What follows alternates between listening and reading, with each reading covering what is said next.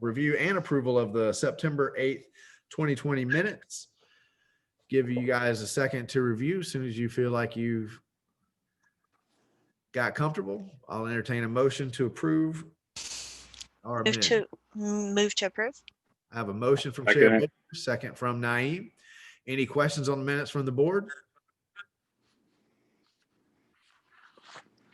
Okay. Brian, will you please put our phone number back up? Mr. Mayor, we are streaming on YouTube now. Okay, we'll make sure we give that 30-second window. And now, without further ado, I'm going to leave. Have a wonderful night, Dallas. Thanks for helping us get it started here. Ladies and gentlemen, we have come to the approval of the minutes, second item on tonight's published agenda. If you'd like to make a comment on the minutes, you think we got something wrong, you've noticed the scrivener's error, now would be the appropriate time to do so. All you need to do to be able to have that opportunity is dial the phone number that's on your screen. Once we get you into the meeting, you look at the bottom of your screen, you'll see a little hand symbol. Simply click that hand symbol. That'll let us know that you'd like to address the board. Again, the motion properly seconded on the floor is to approve the September 8th minutes. And so that would be what your comment would need to be in reference to. Dallas, I'm sorry, Brian, do we have anyone with their hand raised? No, Mr. Mayor, we do not. Okay, we'll go back to the board for a roll call vote. Chair Baker? Aye. Naeem? Aye. Ms. Linda? Aye. Gavin? Aye. Motion passes unanimously, and that's going, we have no announcements. We have no old business. So that's going to take us, did I miss something there? Wendy says stop. She has something, I think. You missed the Janine second frantically minutes. waving on mute at me. You missed the second minutes. I missed the second minutes. Approval of September 23rd. Oh, they're strangely written on my agenda. Okay. We'll go to the approval of the September 23rd minutes. Okay. Wait, I can't find them. I thought we just did those. No, we did the September 8th. On the agenda, there's no one. It goes review and then two. So it looks like that's one agenda item. Okay. I've got the September Page 12 of the packet. 8th. And then right after that is the September 23rd. Yeah, I have it. I got it. Give you a minute to review the September 23rd minutes. As soon as someone is ready, we'll entertain a motion to approve. Move to All right. approve. I have a motion to approve the September 23rd minutes from Chair Baker, seconded by Naeem. Any questions from the board members on the September 23rd minutes?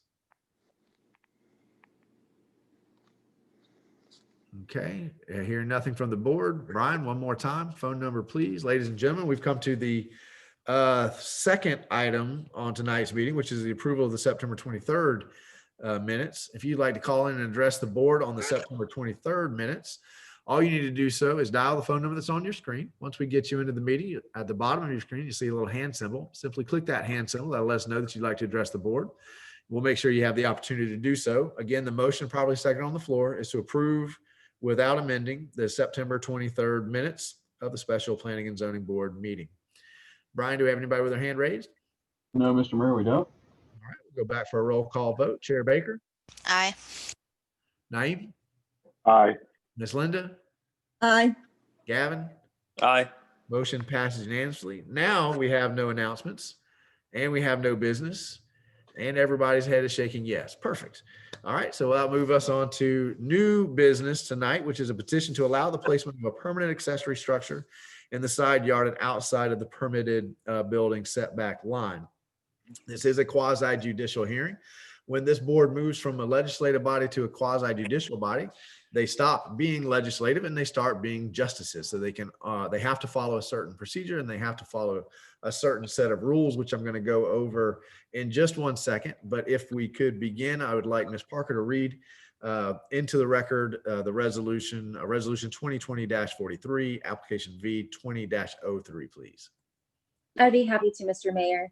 This is a resolution 2020-43, application V 20-03, a petition by Jonathan and Susan Bussart, owners, for the variance to the residential single-family RSF-2 zoning district minimum setback requirements to allow an accessory structure within the east side yard setback and reduction in the side yard setback from the minimum 10 to a minimum 4.75 foot on lot 195, approximately 0.23 acres in Newberry Oaks, Phase 9, located at 23184 Northwest 5th Place. Thank you, Ms. Parker. And while I've got you, I'm going to ask you if you would swear everybody in just 1 minute. Swearing in on a Zoom is a little bit problematic. So we'll go over how we're going to do that. But first, let me explain that the rules concerning testimony, primarily that's the substantial and competent evidence must be met when the board makes a decision. And it shall state the following, and I quote, all public testimony will be taken under oath. Everyone testifying will be subject to cross-examination. All documents and exhibits shall be entered into evidence. The giving of opinion testimony is limited to experts. Closing arguments will be limited to the evidence of record. Now, before we go through this procedure, I'd like to ask Ms. Parker to swear in anyone that's on the line that thinks that they may or may not want to speak tonight. Now, if you'll just hit the little hand symbol, that'll let us know that you need to be sworn in. I'm going to ask Ms. Parker to say the oath one time, and then we're going to go around to everybody who's raised their hand and just say your name and whether you do or you do not. Okay. And let's use Janine as our guinea pig tonight, Ms. Parker. Right. Do you solemnly swear and affirm that the testimony you're going to give is the truth, the whole truth, and nothing but the truth? I do. That was Janine. I do. Wendy Kinzer, Maxwell. Brian Thomas, I do. I think we have And 2 participants with their hand raised. I think I accidentally promoted the wrong person to panelist. Miss, there she goes, Miss Bossart. Okay, Ms. Busser, if you plan on speaking, would you unmute yourself, give your name, and say that you do swear to tell the truth and nothing but the truth? Can you hear me? We've got Yeah. you. Okay, yeah, Jonathan Bassar, I do. Sorry, my Zoom just restarted for some reason. No worries. Happens to us all. Okay, is that everyone with their hand raised? Mr. Mayor, are we going to do a separate swearing for the next item, or are we going to? We'll do a separate swearing. Okay. If nobody else enters the meeting, I won't go through the procedures again, but we'll do ex parte and swearing for each item. Okay, anybody else with their hand raised? Then we will move to ex parte. Before we go through the procedures, Chair Baker, do you have anything you need to report? I have none. Naeem? No, Mr. Mayor. Ms. Linda? None. And Gavin? I have none. All right, thank you. I'm going to go through the procedure that we're going to follow here tonight. And again, if no one else enters the room, then I won't go through this again, but we're going to begin with a staff overview. After the staff overview, the applicant has the opportunity to present without a time limit. After the applicant's presentation, staff will give their report, again with no time limit, and their recommendation. I have not been contacted by anybody wishing to claim a third-party intervener status, so that's going to take us to public comment. Any members of the public will have 3 minutes to talk on this item. After public comment, the applicant is going to have the opportunity to cross-examine, and then the staff will have the opportunity to cross-examine. Finally, members of the decision-making body through the chair are going to be able to ask questions of the staff, the applicant, or any of the participants. Then we will hear final arguments from the applicant and then the staff related solely to the evidence and testimony presented at hearings and introduced into the record. And the city attorney is going to advise the decision-making body as the applicable law and the factual findings that must be made to approve or deny the application. And then we'll enter into deliberations of the application. After deliberations, the vote shall be taken to approve of conditions, continue or deny the application. So with that, we're going to go ahead and begin with the staff overview, which will be you, Brian, or Wendy. Miss Wendy, Yeah. please give us the overview. All right. Let me share my screen. I need to have screen sharing enabled. Brian, He's going to make you a host right now. I can see him working on it. Working on it. Okay, you should. okay.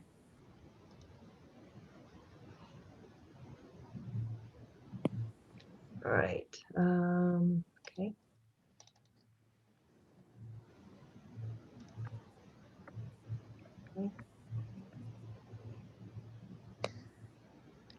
From the beginning. Why isn't it starting? There we go. Hold on. I don't know why it's doing that. Why are we just starting?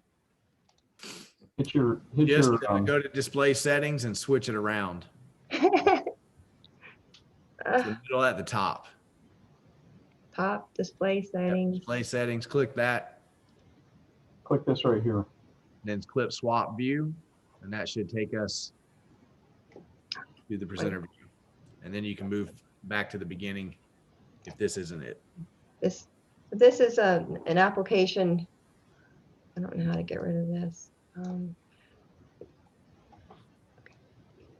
An application for a variance request to allow placement of a permanent accessory structure in the side yard and outside of the permitted building setback line. The property is located on lot 195 in Newberry Oaks, Phase 9. At your September 8th Planning and Zoning Board meeting, you know that you heard this item, and at that time, when the applicant had described his situation and staff had recommended denial, the board recommended and to table the item and voted to continue this application until tonight's meeting. And that would allow time for Mr. Bussart to make any changes he wanted and to meet on, with staff and discuss. On September 15th, staff met with Mr. Bussart and several photos were taken. No changes to the application were submitted, but we did receive something today just to further explain his position, which was sent to you earlier. And we also have the photos that he provided as well available in this presentation too. The application is a request in the RSF2 zoning district, and it addresses the side yard and the side yard minimum setback requirements. The side yard for this particular house, this is the permanent accessory structure, and it's on the east side where they proposed a permanent structure abutting the existing house, and it would extend into the side yard setback such that normally it would be 10 feet, but it goes to reduce it to 4.75 feet. And the purpose of the request is to allow that construction. If you can look at this map, you can see the location of the property. It does abut some drainage area and landscaping common area. This is an idea of just to show you setbacks we're talking about. There's normally a building envelope, and then you have a side yard that's required, and then a side yard from there to there, and a side yard setback from the property line. This gives you an aerial view of the home. You can see on the east side over here is where the proposed structure would be. And currently they are building a pool and patio that's in process out here. Over here on the west side is a drainage easement, which does not permit any permanent structures to be built. There is some area here where he has already planted some landscaping, some really nice palm trees. You do have the fencing here. The proposal is to put this structure here, and it would come up to 4.75 feet from the property line, so it's encroaching into the property, into the setback.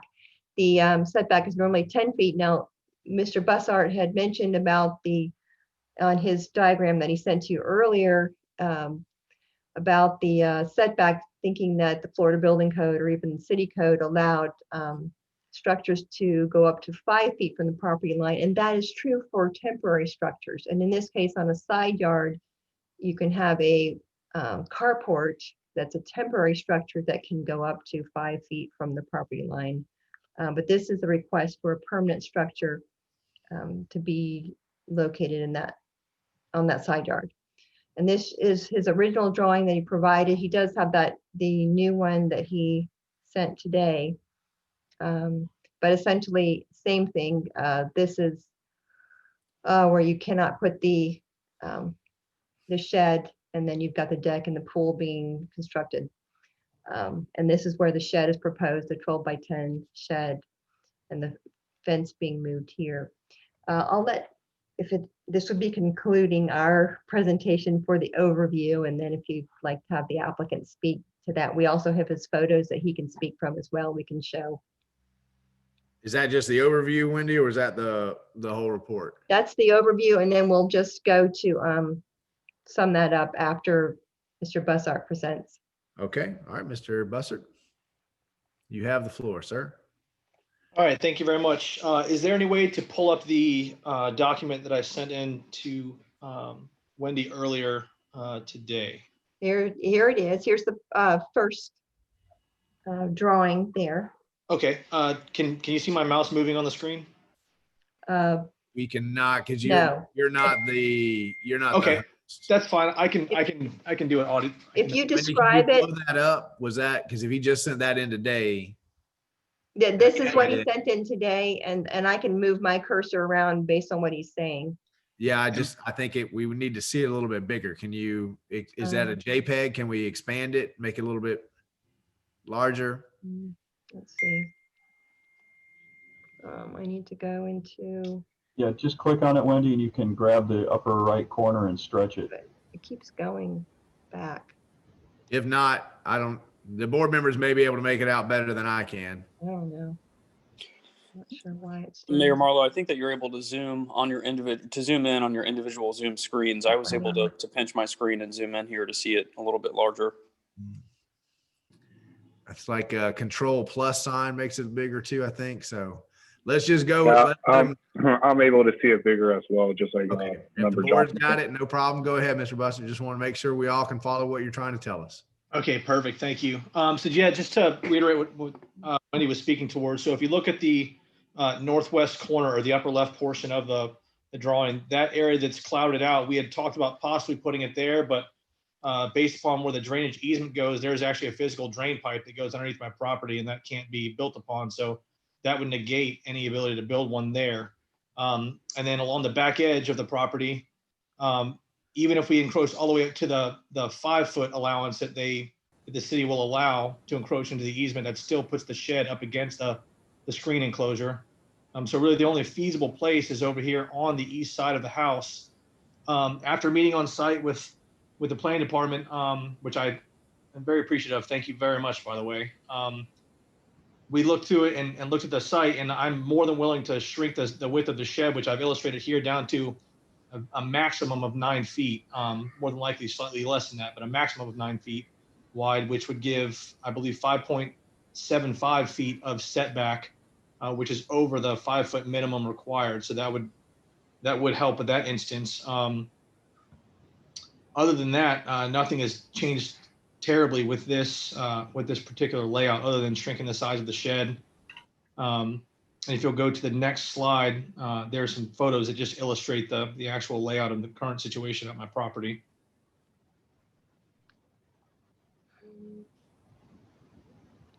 It's not going.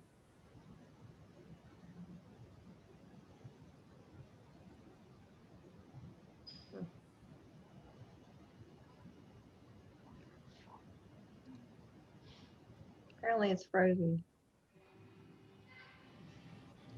I think that we gave Mr. Bussard the control in order for him to draw marks. No. So here we go. We have it back. Yeah. So that photo just illustrates the northwest corner of the property, where it appears it would be an open spot, but again, that's taken up by the drainage easement. That's all this photo is meant to demonstrate. If you want to go to the next one. Okay. That is the back portion of the property behind the pool. As you can see, there's not much space now as it is.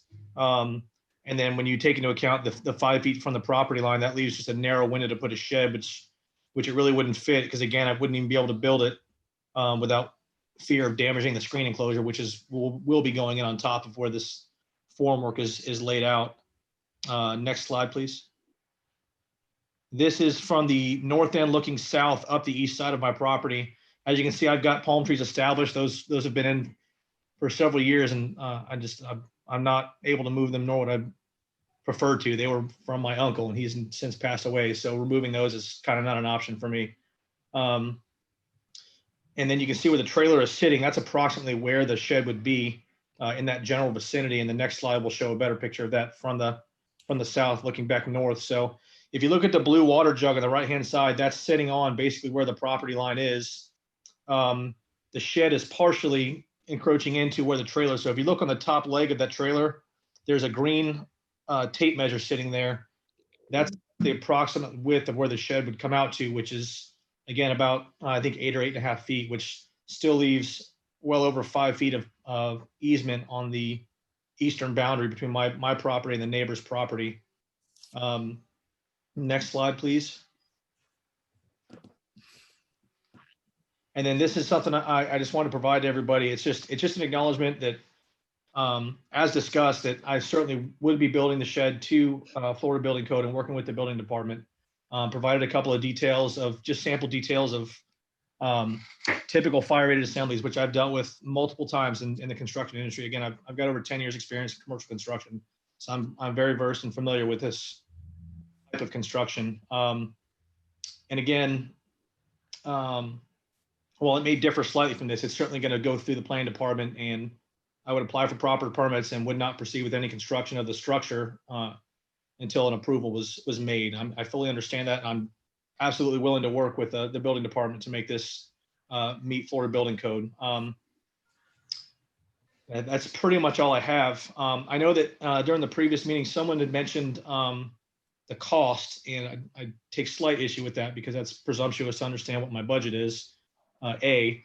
And B, I have done a price analysis talking with my partners in the industry, as well as suppliers that I have relationships with, and I have no concerns over cost of the project. So if that was a concern, please, that can be laid to rest. And I'll leave it at that. And that will conclude my my portion of the presentation. Okay, Mr. Buster, thank you for that. And just want to, confirm again, you were down a board member the last time, which is why we tabled it. You're down a board member again this time. We're proceeding along the lines that you're going to be willing to accept a decision from a 4-member board. I mean, I guess that's putting us back where we were before. I It hate to is, continue this again for the same reason. but at least we knew where the board member was last time. Of course, things have changed a little bit. Just want to make sure you are aware of that. We can do what we did last time. Again, if you decide you want to table it because you don't have a full board, and also remember the P&Z is an advisory board. Even if P&Z says no, it's still your option to move forward in the process and take it in front of the commission. So I just want to make sure you're aware of the situation and your options. Okay. I mean, I feel comfortable proceeding at this point. I mean, I feel like I've made a fairly factual case in terms of what I'm looking for. And I think I've shown an absolute willingness to work with the city, and I will continue to do so. It's to a point where I need to start making things happen. The pool construction is moving along, will be complete soon, and I certainly need the space if it's going to move forward. I need to kind of start putting that plan into motion. So Okay. I'm comfortable proceeding with a vote. All right. Thank you, sir. And we will go back. Wendy, you've got a summary of the staff report and a recommendation to continue to give, correct? Yes. So keeping in mind the land development regulations have a provision for variances, the Board of Adjustment makes that final decision, and it is based on the conditions of the property and not the result of the actions of the applicant, and such that a literal enforcement of those regulations would impact him adversely. The conditions can be placed on the variance as well, and then you're also looking at the conditions themselves of the property and what kind of situation is being caused by the having to comply without getting a variance. The Board of Adjustment is prohibited from making decisions that are already expressly prohibited by the regulations. This is based on a hardship, and the minimum possible variance is to be granted. The recommendation of staff is still for denial because we really, based on the regulations and the way the code is written, that's our hands are tied, and that's what staff would recommend based on our code. We'd recommend that the Planning and Zoning Board deny the resolution 2020-42 for application STUP 20-02. And I would like to add one piece of information that I know Mr. Bussart mentioned again about the 5-foot setback from the side property line.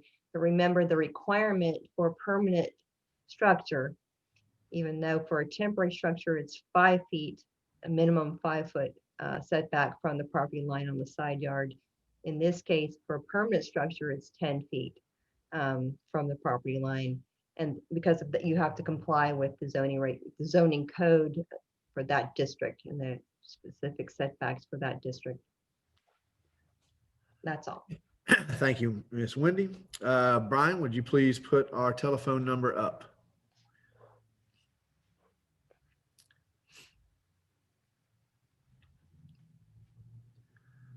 Okay, ladies and gentlemen, we have come to public comment in our first quasi judicial. It's item 3 on tonight's published agenda. If you would like to call in and make a comment on resolution 2020-43, now would be the appropriate time to do so. All you need to do in order to have that opportunity is dial the phone number on your screen. Once we get you into the meeting, at the bottom of your screen, you'll see a little hand symbol. Simply click that hand symbol. That'll let us know that you'd like to address the board. Again, right now, we are at public comment on resolution 2020-43. That would be the only item up for public comment, and you will be given 3 minutes to address the board. And we're going to wait just a few more seconds here to make sure that our folks at YouTube, who are about 30 seconds behind us, have caught up with our live stream. And now, Brian, do we have anyone with their hand raised? No, Mr. Mayor, we do not. Okay, we're going to come back then. And at this point, the applicant has a chance to cross-examine. Mr. Broussard, I know we haven't heard a whole lot here. We've heard from staff. We've heard from you. Was there anything in what staff presented that you'd like to ask them about or attempt to refute? I would just like a clarification with regards to the minimum setback requirement. I thought it had been previously discussed, and if I'm not mistaken, it's stated in the code that the fire department requires minimum of 10 feet between the properties, and that is a combined between 5 feet of the property on each side. So there is a physical 10-foot space for fire equipment, fire vehicles, whatnot, to get through that space, which would imply that 5 feet of my property and 5 feet of my neighbor's property would combine to give that 10 feet of access. And I would like that clarified and confirmed if possible. Wendy? That is true. You always would want to have that, but the reason we discussed that is because that has to be the minimum, and based on what was being requested, that would work and in the way it changed. But I was pointing out that the actual code requirement, aside from that, as far as what you're asking a variance from the zoning regulations for this particular district, it's a minimum 10-foot setback from the side yard setback for permanent structures. And that's how it's written in your code. But you are asking to go to the either the 4.75 or, as you showed in your additional information, that would go to 5 feet. What was it? Something. 5.25 at a max. 5. So just so you understand, it's just, yes, I think it's a smart Understood. thing the way you presented it, because it makes sense for the fire code, but there's still the issue of the zoning regulations, the way those are written. Absolutely. And thank you for the clarification. That's what I want clarification on. So Does that's the correct. Just to board- confirm, it would be 5.25 feet, which would be outside of that 5-foot maximum. Does the board understand the conversation here and the difference? I have a quick question, Mr. Mayor. Newberry split up into how many districts with these codes? I'm not sure. And that's actually the word that confused me, Naeem, because it made it sound like this neighborhood or this is governed by. Right. Like it's got like a northeast district, northwest No. district. I don't think that's how it was meant. We're talking about a zoning district. Okay. And so how many zoning districts does Newberry have? That's my question. We've got 3 single-family residential, you got multifamily, you've got residential mobile home districts, you've got commercial districts, you've got planned development districts. I think the term district is being used as the zoning that is The in zoning place on the category. property. Right. Right. Okay. Just wanted to make sure. Well, we have an Thank you for the opportunity to clarification. come back and ask more questions. I just wanted to make sure we understood that point. I do have a question, Mayor Marlowe, regarding the fire code that the applicant's pointing out. So my understanding of his explanation is that he's leaving 5 feet, his neighbor would leave 5 feet. And so effectively he's providing the 10 foot of clearance per fire code. But if there's a fence separating their two properties that essentially runs down the middle of that 10-foot clearance, technically they're not providing a clear 10 feet for the fire department to access. Is that an issue for fire code, Wendy? It is supposed to be a clear 10-foot area, but it not always isn't. But yes, it is. Okay, thank you. Yeah. And member Johnson, just to touch on that is, it's my understanding, just from the building code of my knowledge in construction, is that a fence is actually considered temporary in terms of the fire department because it's so easily demolished or removed in an emergency situation. Which is why if you look at any residential property around that has a fence, they're basically in every neighborhood, on almost every house, and that's, the fire department doesn't look at that as an impediment with regards to safety and being able to access with equipment. Okay, I need to bring us back to the procedure because we're jumping out of order a little bit here with that clarification. And we are still at the applicant cross-examination. So before we get into too many questions, now that we've clarified that one point from the applicant, is there, Mr. Bassard, is there any other cross-examination that you want to engage in? Oh, no, sir. No, sir. Thank you. I'm complete at this time. Okay, Wendy, did you hear anything that you feel the need to cross-examine? No, I think we addressed those concerns and then those issues. And if there are any other questions. Okay, I appreciate you guys letting us get back into the quasi-judicial procedure. And now we are at the opportunity for members to ask questions. So if you've got anything for either staff or the applicant, I know we've already talked about whether or not there would be 10 foot. We've talked about the fence. Any other questions that anyone has for staff or the applicant? I have a question. Go ahead, Knight. All right, Miss Thank Linda, you. was that you were talking, but I can't tell if you were talking to us or someone else. If you're talking to us, unmute yourself. We still can't hear you, Miss Linda.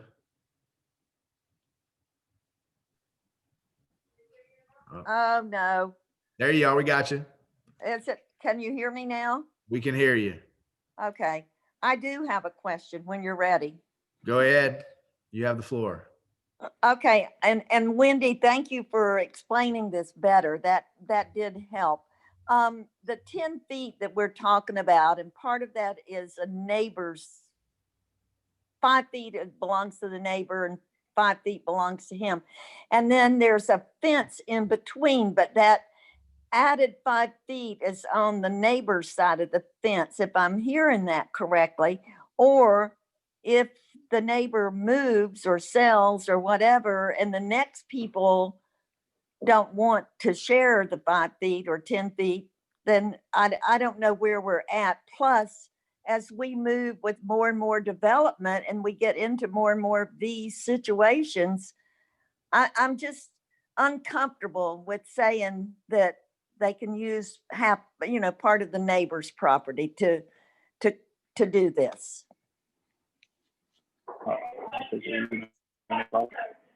Okay, was there a question in there, Miss Linda, or did you just want to make that statement? Well, I guess my question would be maybe to staff, would that be allowable? Can anybody just say, well, I have 5 feet here, but my neighbor said I can use their 5 feet. Can we allow that in planning or zoning? Is that allowable? Miss Wendy?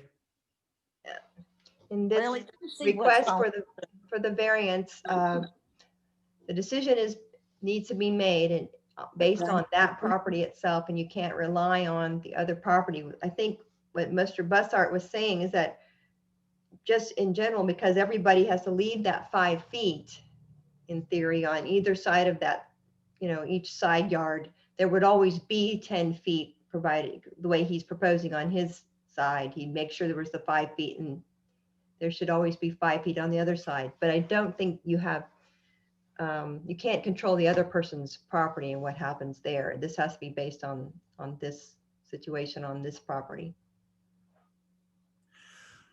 So, and I think the answer to your question, Ms. Linda, is as long as each neighbor gives 5, then that gets us the 10. So all he has to do is get us the 5.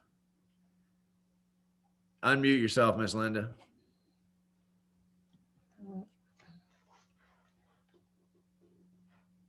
Okay, I got it again. Am I with you? Yep. Good. So I'm still, I guess, concerned or curious because we're using the property of 2 different pieces of property, one owner, 2 owners to get the amount of property that's needed. And I think Wendy, I'm not sure, I don't know. I'll leave it. Maybe somebody else on the board can ask that question better. Well, I think, Ms. Linda, the issue is we have to have 10 feet, but each property owner only has to provide 5, and that's how we get to the 10. So if the property owner was asking to encroach more than the 5, then they would be dependent on the neighbor to give up more of their property in order to get the 10. But all we could ever ask of any individual property owner is the 5. So if he's got 5 feet and a quarter, then he's done, is if I'm what I'm hearing right, he's done what he has to do on his end.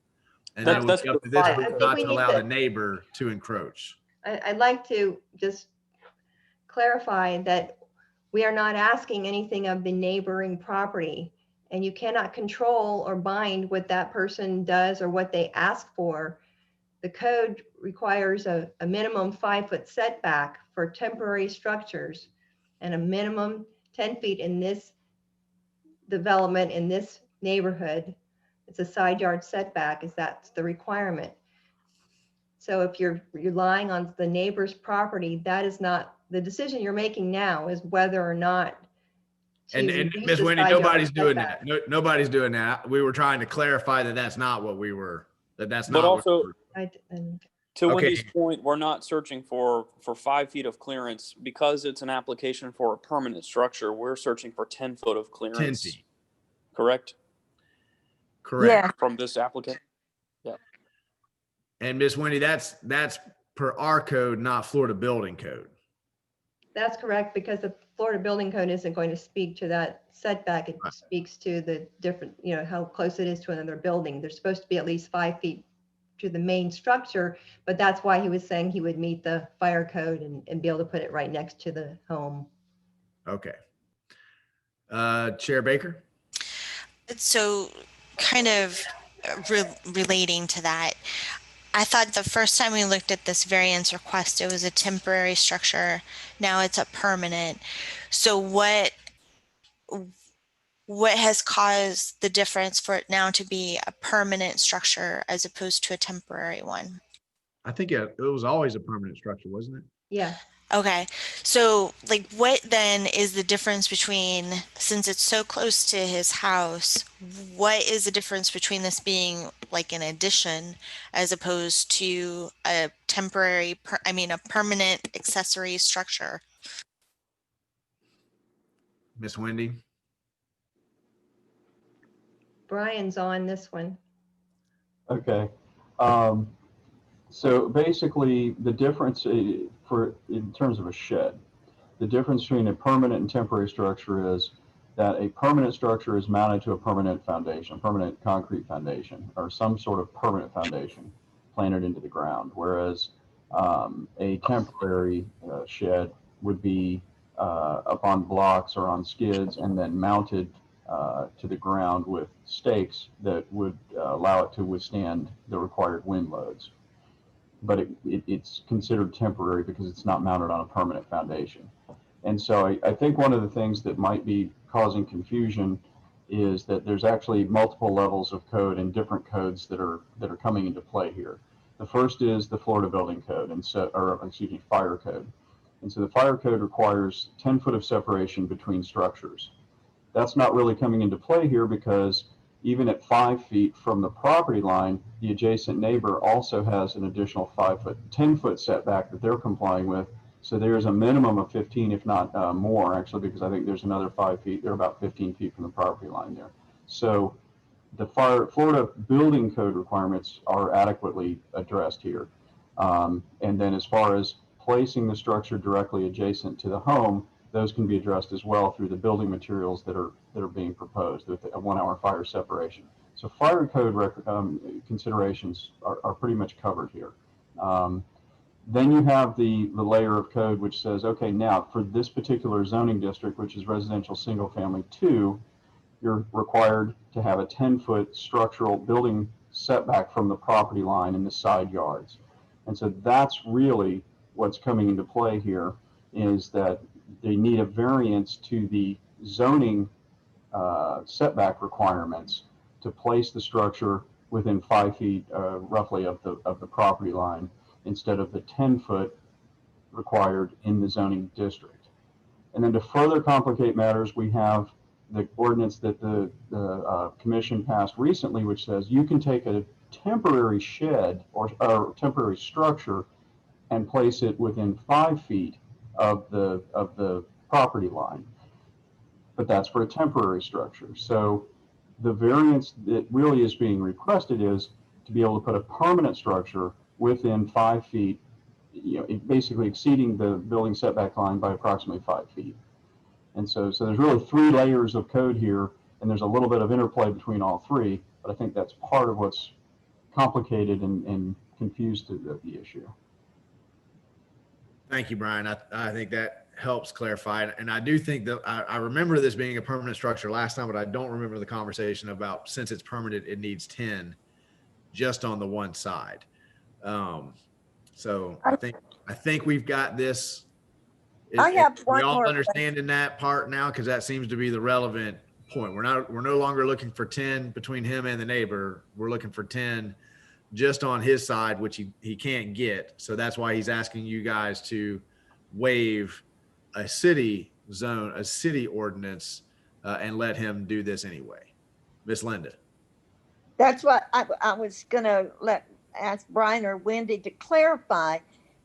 If he's putting in a 10 by 12 shed, I'm assuming east and west, north and south, the footing, how much more land does he, what's the difference in what he needs and what he has? About The lot size or the amount of land. 2.75 feet. I don't teach math, so I have to do that quickly. It's approximately 5 feet. Okay, fine. We're just gonna do approximate, Brian. Okay. Approximately 5 feet more, or that he needs? More than he needs. He's got 5 1/4. He would need another 4.75 to get himself the whole 10. And that's go back. I'm sorry. I'm looking at this. What size is the shed again? 12 by 9. Okay, got it. I found it. Okay. Okay. So he's encroaching about 5 feet into the required 10-foot setback. Right. Okay. Thank you. Mr. Mayor. Naeem? Can I approach with the question? Sure. Yep. We're at questions. So all right. So this goes back to this is why I asked about the district question. Because I find if we're comparing districts, Oakview Village, where everybody knows where I live, has 10 feet between neighbors. I have a 5 foot between my wall and my fence line, and my neighbor has 5 feet from his wall to the fence line, which gives us a total of 10 feet, which is the minimum requirement of the fire department, fire coding and building code. I'm trying to understand what makes my district any different than a resident asking just for 5 feet. I mean, this is not something I feel is going out of the norm of Newberry. You look all over Town Center, there's a 10-foot gap. You look all over Oakview, there's a 10-foot gap. Newberry Oaks, or where this resident is 20 feet between houses. 10 feet on one side, 10 feet on the other. I mean, what's the difference between Oakview, Town Center, are they different districts, different coding? Ryan, why don't you take that question?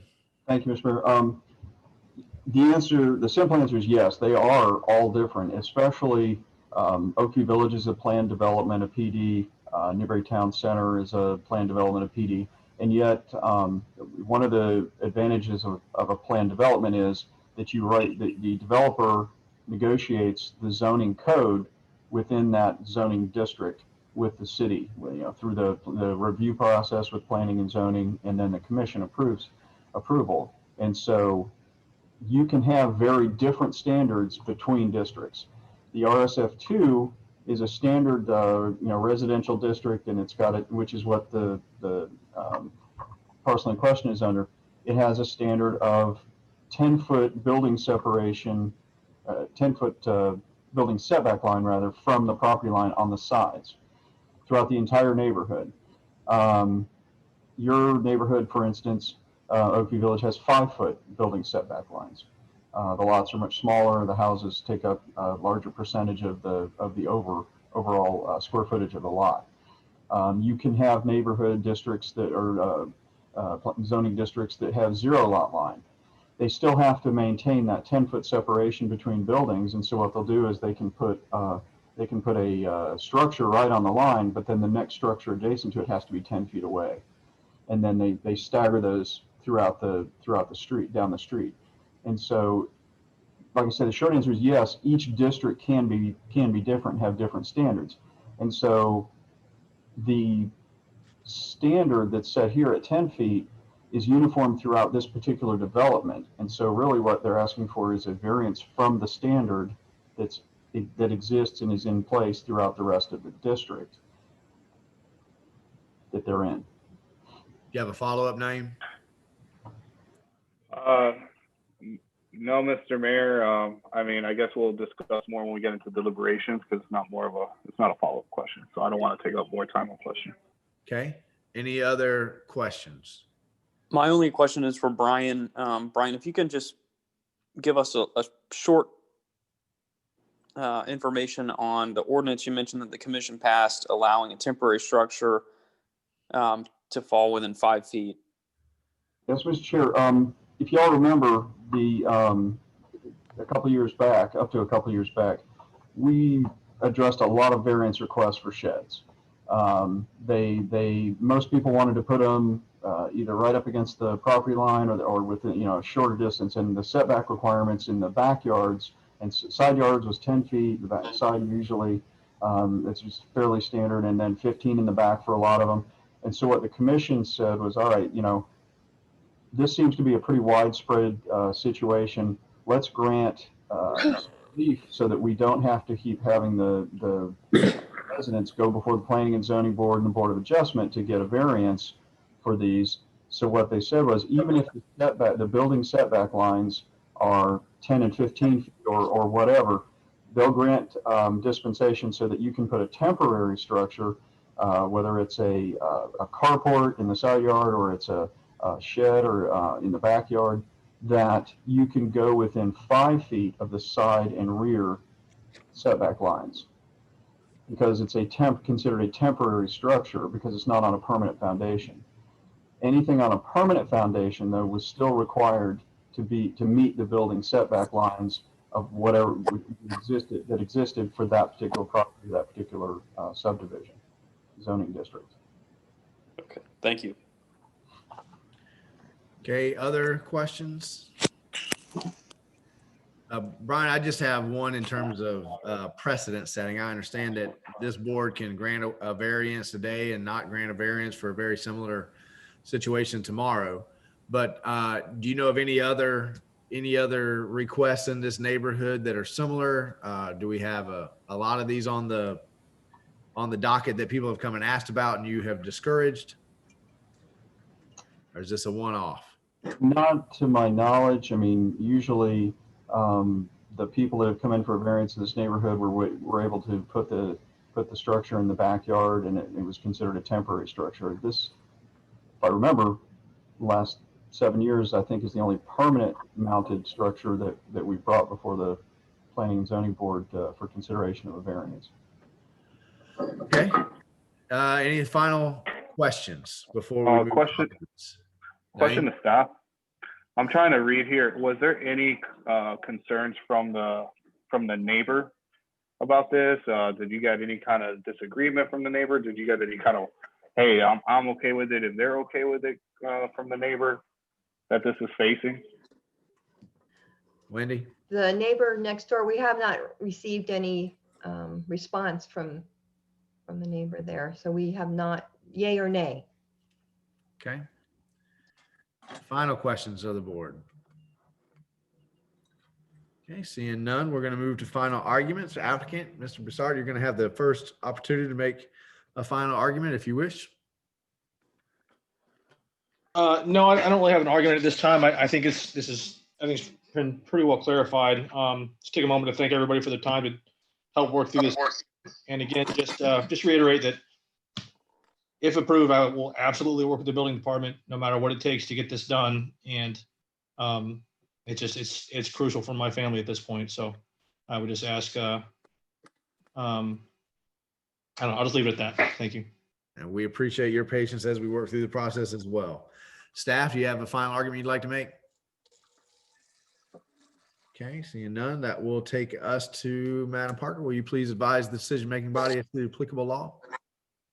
I'd be happy to, Mr. Mayor. So any decision made tonight needs to be made on competent and substantial evidence, meaning that you have findings within this hearing that can support your decision. Okay, thank you. Okay, that will take us to deliberations. Any board member want to deliberate first? If there Sure, are no I'll jump deliberations, in. we'll move to a motion. Gavin? Just after hearing the explanation from Mr. Thomas on the commission's decision to allow a temporary structure to fall within 5 feet, I think, effectively a permanent structure and a temporary structure aren't that different. And if we're concerned about access for fire and rescue, that's being provided still. Although a permanent structure is mounted to a permanent foundation, a temporary structure is not something that if it's a concern of safety, the fire department can come in and move quickly. A temporary structure tends to be left for a very long time. It's not like it goes away after a certain period of time once they receive that temporary structure permit. So my opinion is that looking at it a little bit differently from our last meeting, if the commission was okay with allowing a temporary structure to fall within 5 feet, I guess I just don't really understand the difference of allowing a permanent structure to do so. Okay, thank you, Gavin. Other deliberations? Mr. Mayor. We're down to a 4-person board. So I think the applicant deserves to get kind of a feel for where we're headed. Naeem first. Thank you, Mr. Mayor. If I can say that I'm on the same board as Board Member Johnson. If safety is a non-negotiable, I've always said that in every meeting.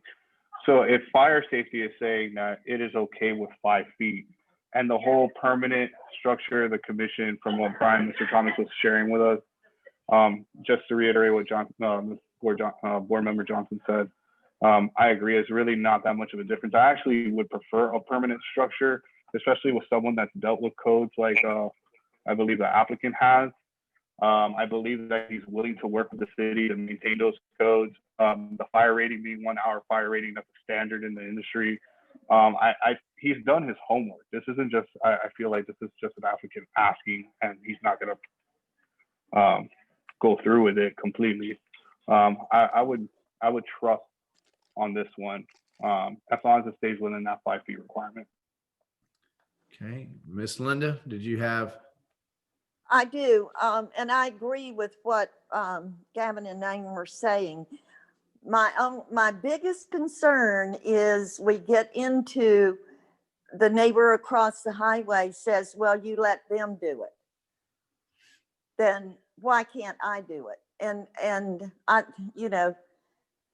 feel like the property owner has certainly done their due diligence and have presented what they should. But I think that we, as a board, cannot continue to make exceptions for I mean, we have to make a stand at some point. Either we have rules and we're following them, or we don't have rules, or our only rule is it just depends on what we want to do. Miss Linda, this is Gavin, and I don't disagree with you. I think that my opinion is, though, that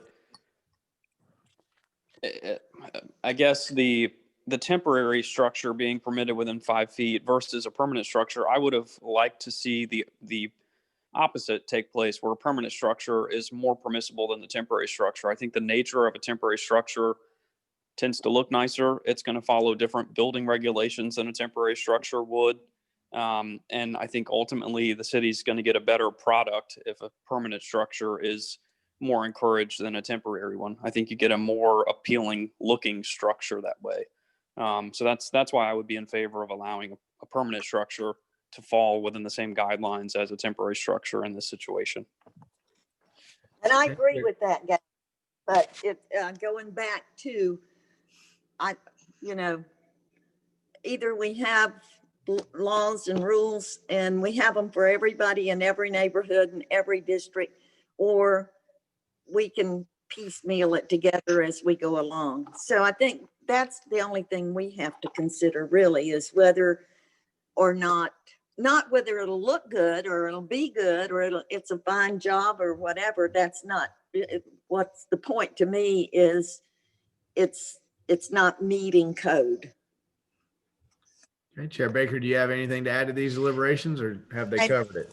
I do, and I agree with kind of everyone on some level. I think the property owner has done their due diligence. I think he's put a lot of effort into this, but I also agree with, in terms of a precedent and a standard, that,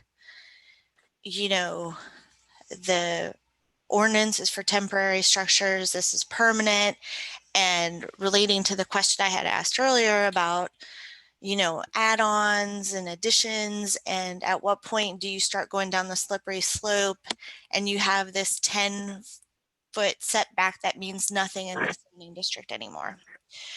I also think that, looking over what we're supposed to keep in mind for variances, this is not due to a special circumstance or condition of the land. I understand that the property owner is building a pool, but the property owner opted to put the pool in. So, under our criteria, the first is special condition or circumstance. And the second thing we're supposed to look at is whether the special conditions and circumstances do not result from the actions of the applicant.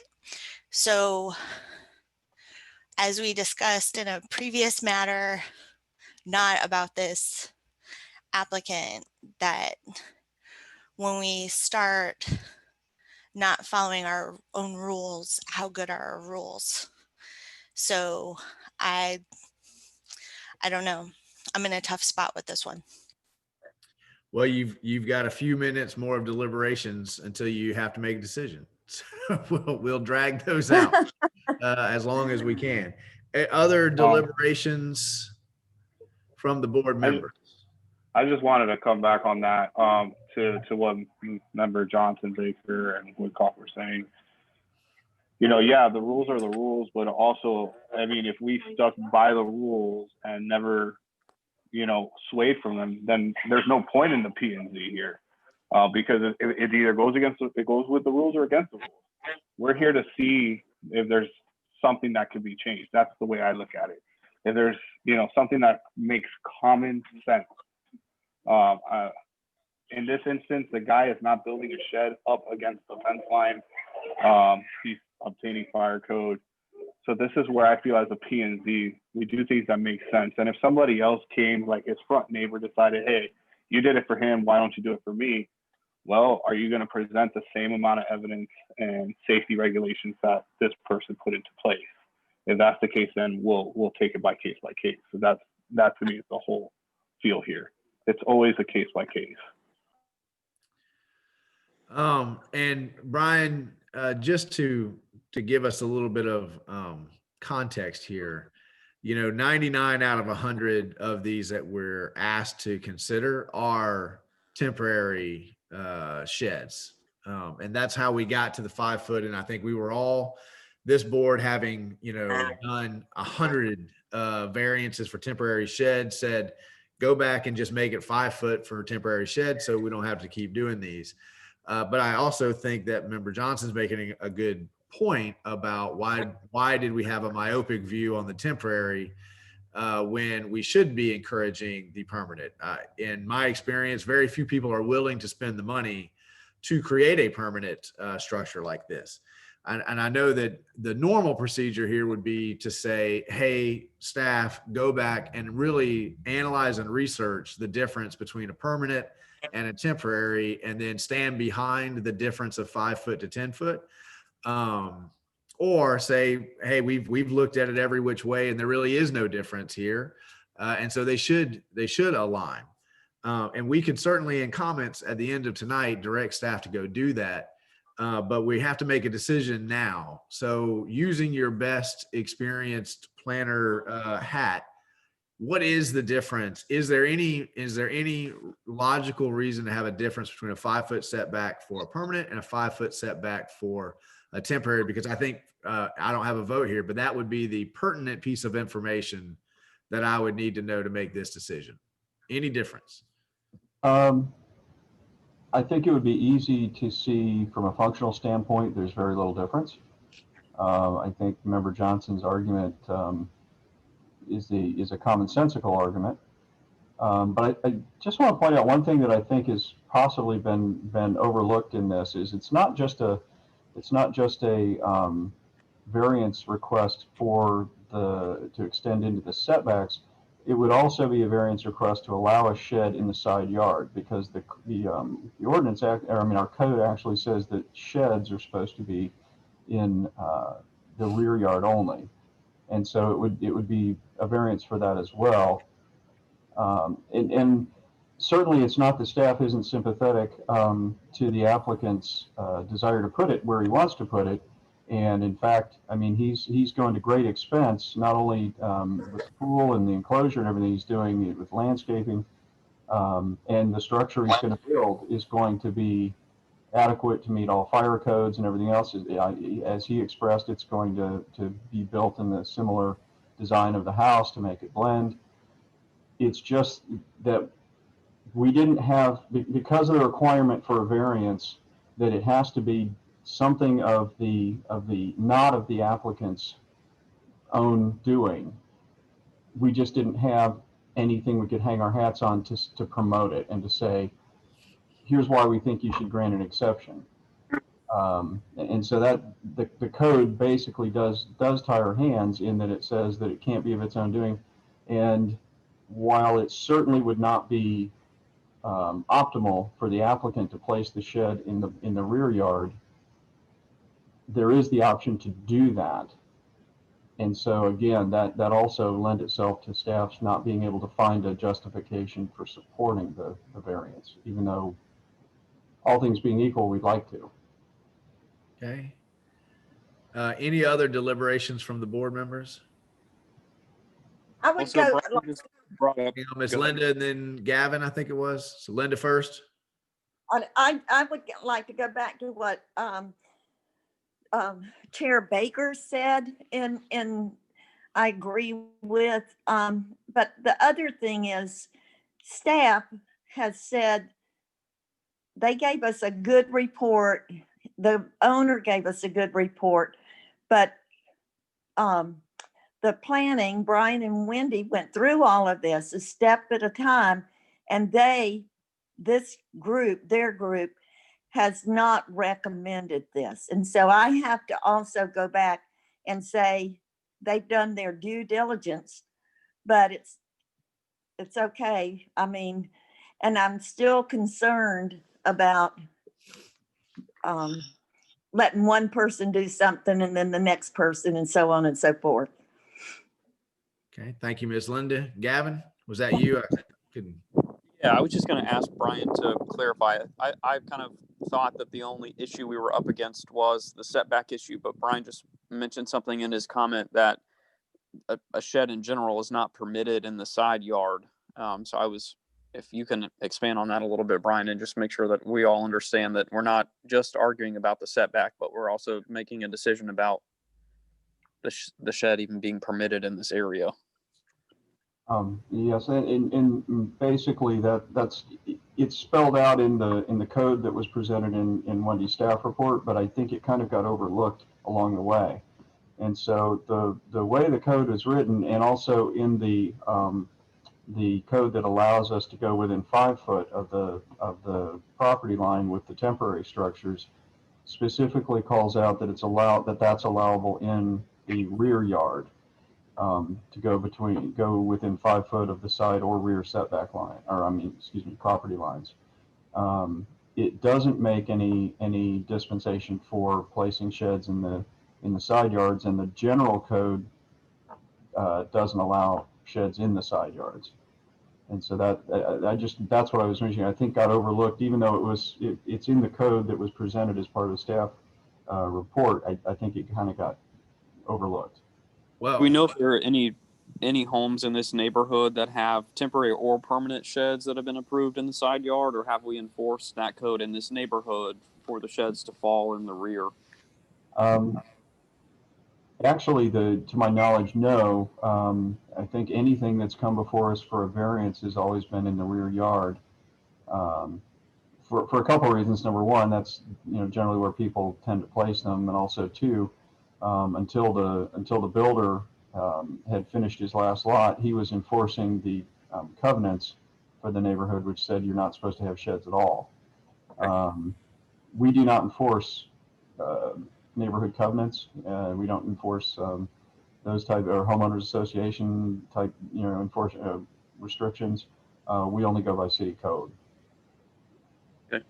I think it's also important for the board to consider, someone may elect to buy a home in this neighborhood because of that security that it offers for the appearance of the neighborhood, versus buying a home in a different neighborhood that does permit sheds in the side yard. So that's one thing that I do think that we should consider, is how it may impact the other homeowners in the neighborhood.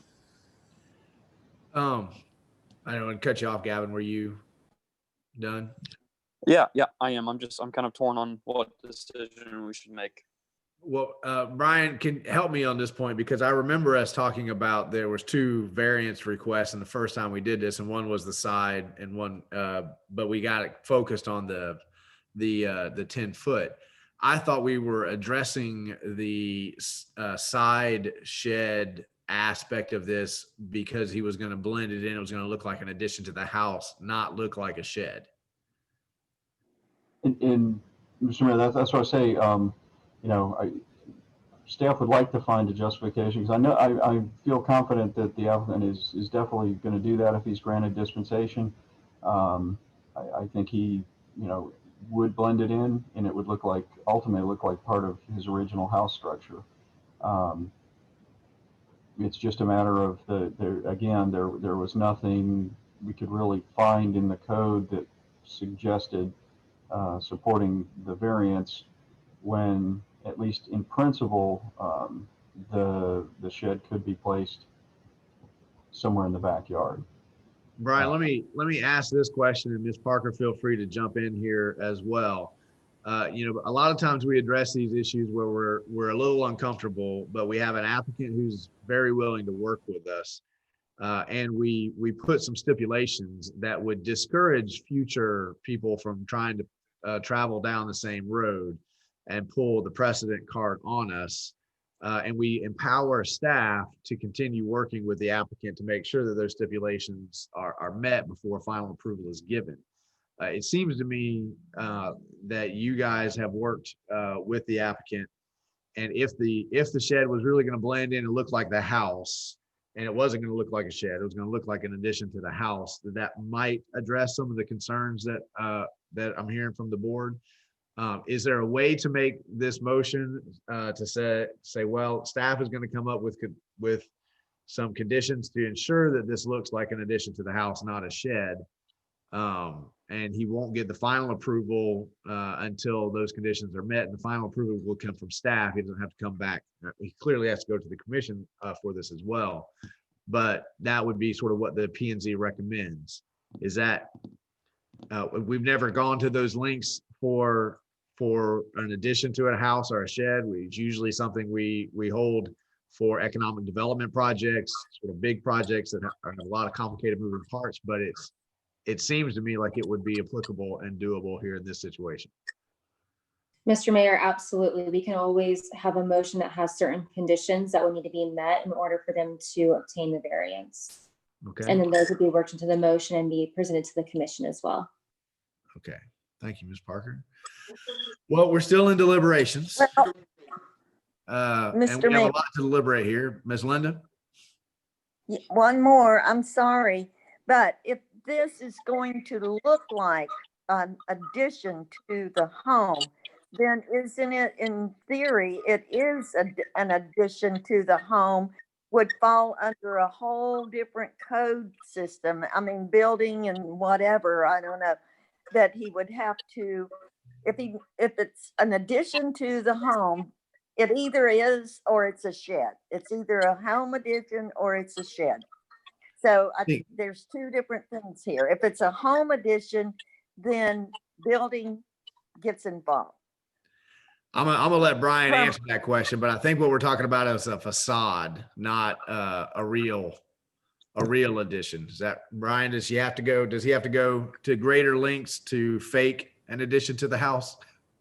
I think, Mr. Mayor, ultimately it would probably be a little bit more expensive proposition to make it look like an addition to the house, but the applicant has said more than once that that's not a problem. So I don't think blending and again we've kind of talked about the permanent structure being fire rated, so that's not that's not really a consideration or a concern, because that'll be handled when he goes to get the building permit and be taken care of there. It really just boils down to whether the structure looks like the house or doesn't. The core issue is going to be, do we want to grant or does the board want to grant a variance for both putting a shed in the side yard versus the rear yard, and also a variance to the building setback line? Okay. I don't want to cut deliberations off, but it sounds like we have a path forward if we want to think creatively and take a little bit of risk, or if we're trying to put too many square pegs in too many round holes. At some point, we just have to kind of make that decision and say, we have to break too many of our rules here, and we're not comfortable with that.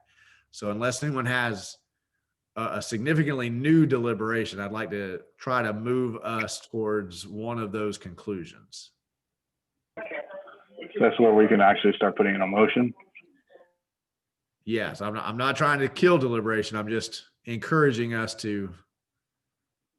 I'm not sure that there's much left to be said here tonight. I think we've covered this one about as well as we could cover any shed. Does anyone?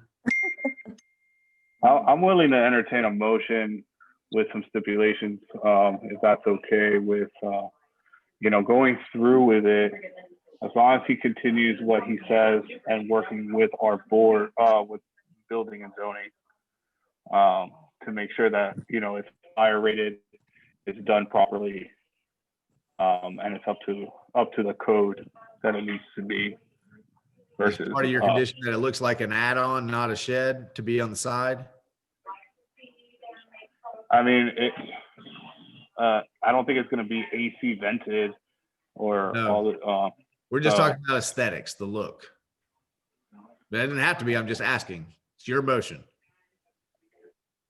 It sounds like if I'm not mistaken, it sounds like the applicant wants to make it look like the house, and as long as it stays in that, with the hardy board siding, somewhat of an extension, then I'm okay with it. Well, if it's not part of your motion, then it's up to the applicant if the motion passes. If it's part of your motion, then it's something that has to be done. Has the applicant exhausted every option of putting the shed in the rear yard, or is it just a preference that they don't want a shed next to their new pool? Is that a question for staff? I don't want to open it up back up to questions until we have a motion on the floor, but we can. It's just a question for whoever can answer it. I mean, if staff has worked with the applicant and exhausted every possibility of finding somewhere that a shed will fit in the rear yard, then that answers the question. But if the applicant is only seeking to put the shed in the side because it's his preference not to have a shed by his pool, then I think that we also have to assume that it's a neighbor's preference not to have a shed in the front yard or in the side yard. Brian, it sounded like you gave pretty close to that answer a few minutes ago. Do you want to clarify that? Because it was kind of a possible, but just not optimal. That, Mr. Ware, that is the conclusion of staff. Again, it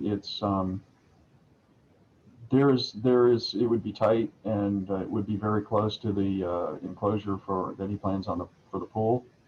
And so that when I say that it wouldn't be optimal, that was generally what I meant. Is it's going to be very close to the pool structure that he's putting up.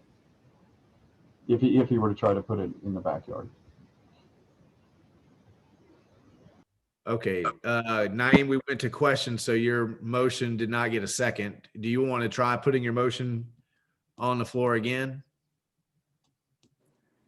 If you don't, then I'll entertain a motion from someone else. I would see if there's another motion on the floor because I'm trying to think of the proper wording on this motion. Okay. Does anyone want to make a motion to approve with conditions, continue, or deny the application? Mr. Chair, just so that everybody's clear, there are 4 conditions listed in your resolution that you could use as to go Okay. from, and you could even amend one of those. Ms. Parker, I've lost you on my screen, but I see you've raised your hand in the chat. Are you still with us?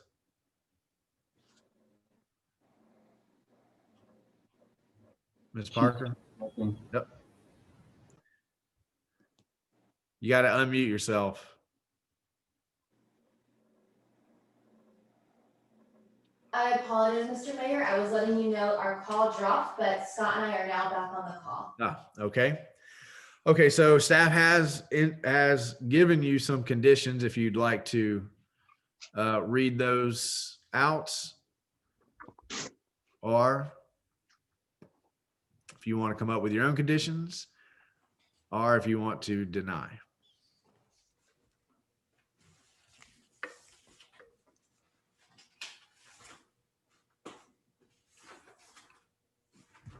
I need somebody. What page are the conditions on, Wendy? I'm trying to look for them and I can't find them. They're on page 61, Naeem. Can you read them Thank you. out, Wendy, if you have them in front? Yes, the conditions are this variance is granted for a permanent 10 by 12 accessory, because that was based on the original request. Accessory shed structure on a foundation to be constructed in the east side yard of lot 195.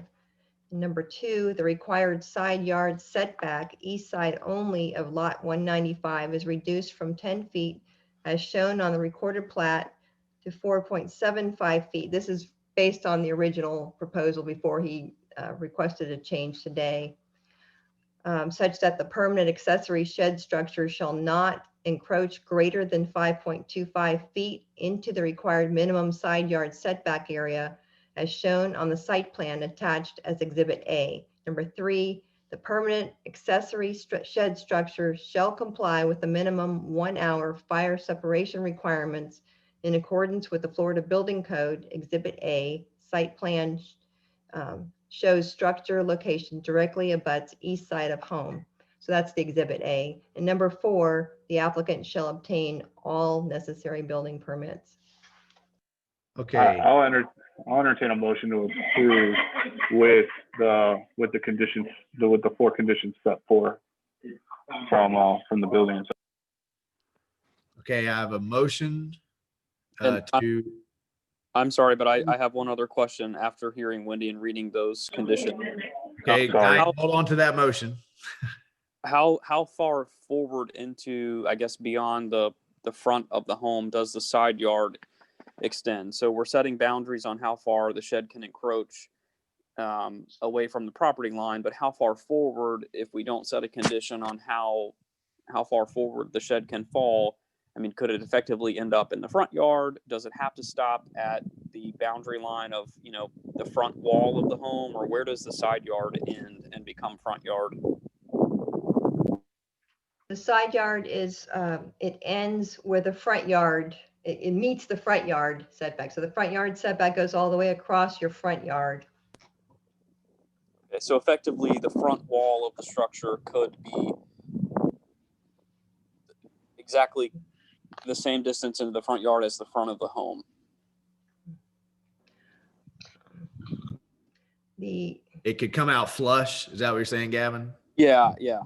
Oh, flush On the with the applicant house. site, yeah. So on the applicant site Yeah. plan, it looks like the shed is going to land kind of towards the back of the yard, but effectively, with our conditions, the shed could fall anywhere in that on the side of the house, as far flush as the front of the house, right? So if you can, so Brian's sharing the screen that should help. So the way they have it is here on the east side, you're right. So where the house is up here further to the front yard, in theory, they could put it up that far is what you're saying. Is that correct? Yeah, I just want to understand how far forward this variance would allow them to build a new structure.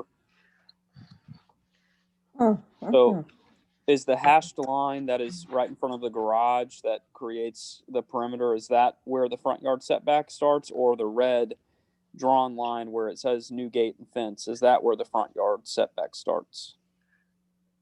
The front yard setback starts at the front property line and goes back to, The is it 20, it should be 20, is it 25 feet or, oh, I can't see. The front yard setback Brian. is 25 feet. Yeah, so, I mean, so 25 feet, so in other words, you're going 25 feet back from the front yard, from the front property line, you go back 25 feet and then you have that building envelope. So as long as it's within that building envelope, which I can't tell. So it looks like the 25-foot mark is that hashed line Okay. that runs into the garage. So because of the way this home is constructed, if we suggest that this is approved, the permanent shed could protrude further than the front of the existing house, if I'm reading that correctly. Brian, can you see that? Yeah, you could, what Member Johnson I think is saying is that you could conceivably, as presented, end up with a shed right here. Well, not right there, but up beyond the corner right here in this corner. You can still have it extruding this far because the building setback line is this far up here. Right. But you could certainly condition it to say that, and I'm sure that Mr. Buzzard can provide the general dimension, how far it is from this front corner to where he intends to put the shed, and just make that part of the condition that it has to be set back at least this X number of feet from the either the front setback line or the front corner of the house. Okay. Okay. Brian, Thank you, can guys. get I'm back to that's the my last gallery question. view? Before I ask for another motion, are there any other questions, any other comments or deliberations? And I guess I have one at this point. And Brian, if you could take us back to where we could try to see each other in the gallery view. I think you guys have done a great job asking these questions. I think you guys have done a great job really talking about all the considerations. I get concerned when there are this many concerns. And I know that we all really want to help the applicant out and move forward, but it seems like there's an awful lot of discomfort here. And we're having to consider some things on the fly. If you guys want to move forward, that's great. But this is generally one of the hallmarks of we may be making a mistake. because there are so many things here that we are considering. So that's just my perspective after doing so many of these. When we get this far down in the weeds and we're not quite comfortable with what we're hearing, it's generally in my mind a signal that we need to step back a little bit. So that's my final deliberations. I'm not going to offer any more deliberations. And I'm going to ask you guys to make your final round of deliberations. And then once we ask for a motion, we won't deliberate anymore until we either have a second on that motion or that motion dies for lack of a second. Are there any final deliberations? Okay, does anyone want to entertain a motion?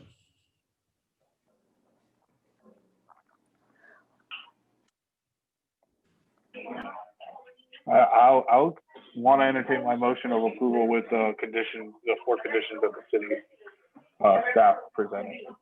Okay, I have a motion on the floor to move forward with the 4 conditions that staff presented. Do I hear a second to that motion?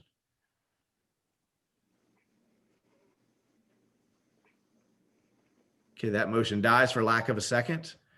Do I hear another motion to either approve with different conditions, or deny the application? Gavin, was that your box highlighted for a minute? I'm not trying to put you on the spot. No, I was waiting on Miss Woodcock to chime in. I feel like she's had some great advice to this discussion point, but Actually, I Gavin, am concerned that we are making an exception for something with a ton of considerations that we typically wouldn't do. Okay. and I totally agree. I have a list here, Mayor Marlowe. Well, at this point, What we you don't need said- any more deliberations. We just need a motion. So if you want to make a motion to deny, we'll see if that gets a second. I do make a motion that we deny. Okay, I have a motion on the floor by Ms. Linda to deny the application. Do I have a second for that motion? Second. I have a second from Chair Baker. Okay, now we can deliberate on the motion on the floor. Any thoughts on the motion on the floor from the board? My one concern is that the only option we're leaving to the property owner at this point, if we approve the motion to deny, is that he could take it to the Board of Adjustment as an appeal of our right. He could.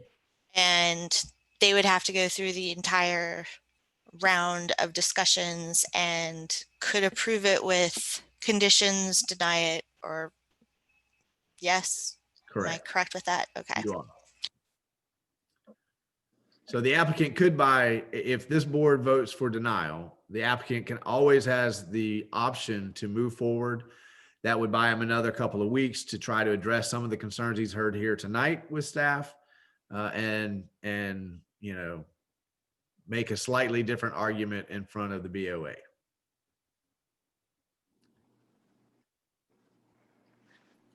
And another concern that Gavin?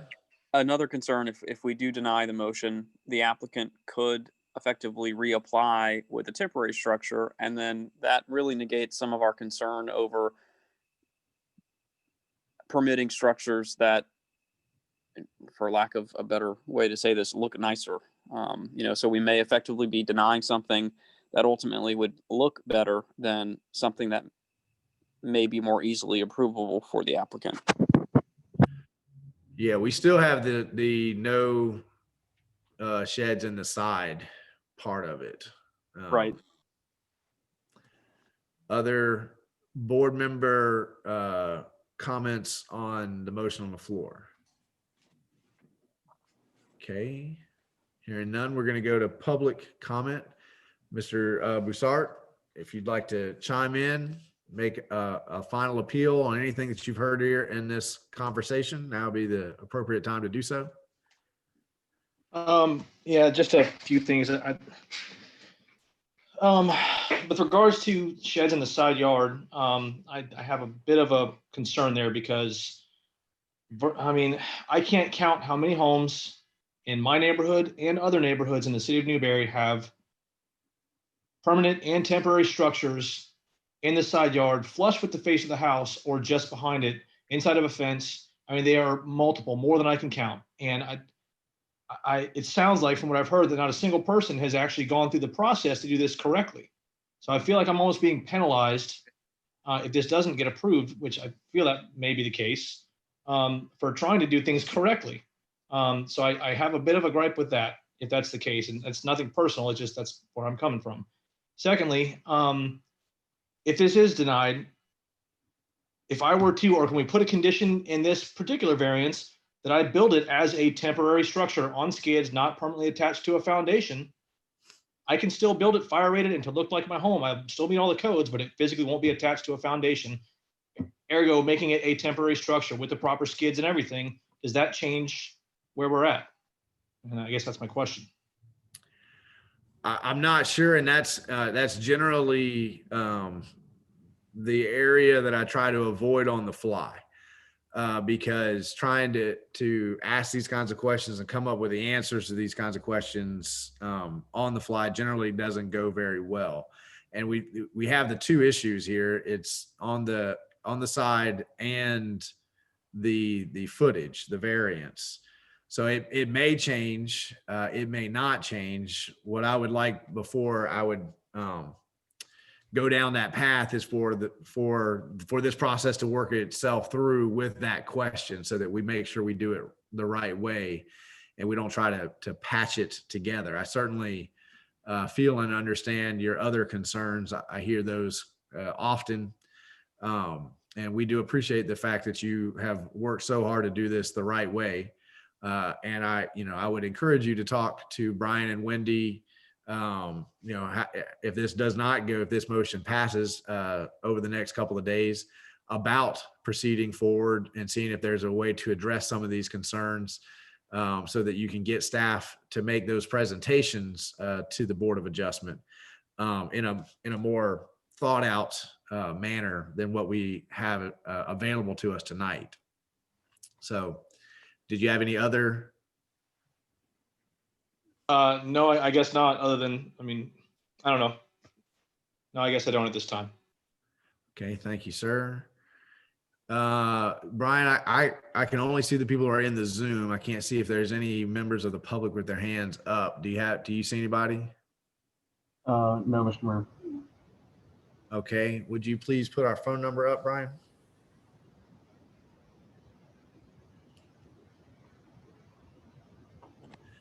Okay, ladies and gentlemen, we've come to the end of our first quasi-judicial meeting tonight. It's item 3 on the published agenda. It's resolution 2020-43. We have a motion properly seconded on the floor to deny the application. If you'd like to call in and speak to the board on this point, all you need to do in order to do that is dial the phone number on your screen. Once we get you into the meeting, at the bottom of the screen, you'll see a little hand symbol. Simply click that hand symbol. That will let us know that you'd like to address the board on resolution 2020-43. Again, the motion on the floor that has been seconded is to deny the application. We're going to give just a few more seconds. Make sure our folks watching at YouTube have the opportunity to call in. And that's 30 there. Brian, do we have anyone with their hand raised? No, Mr. Mayor. Okay, so the motion on the floor is to deny. Please go back to the board members. We'll do a roll call vote unless any board member has anything final to say on this issue. Hearing none. Chair Baker? Aye. Naeem? Nay. Miss Linda? Aye. Gavin? Aye. Motion passes 3-1 with Naeem in dissent. Mr. Broussard, I hope that you do take me up on that suggestion to call Brian and see if there's still a path forward for you. We appreciate your patience, and we do appreciate you being so willing to work with us and work through the appropriate channels to get this done. And hopefully we'll be able to figure out some way for you to move forward here in the future. Thank you. Okay, that takes us to item 4. Brian, have we had any new people enter the meeting since we started that quasi-judicial? We haven't, Mr. Mayor, but we would still need to swear the next applicant. Yep, we're going to do swearing and we're going to do ex parte. So Ms. Parker, If you are here to speak to, I'm sorry, let's go ahead and read the ordinance in first, and then we'll swear for it. Ms. Park, will you read it into? Yeah. This is LDR 20-06, an application by Joseph J. and Teresa L. Hoffman, owners, to amend the official zoning atlas of the City of Newberry by changing the zoning from City of Newberry Agriculture to City of Newberry Commercial Neighborhood on property identified by Alachua County parcel numbers 01923-005-000 and 01923-005-001. Thank you, Ms. Park. Brian, I got a new person on my screen. Has Mr. or Mrs. Hoffman been there the whole time, or did they just join? They've been there the whole time. Awesome. Okay. So we have our ordinance in.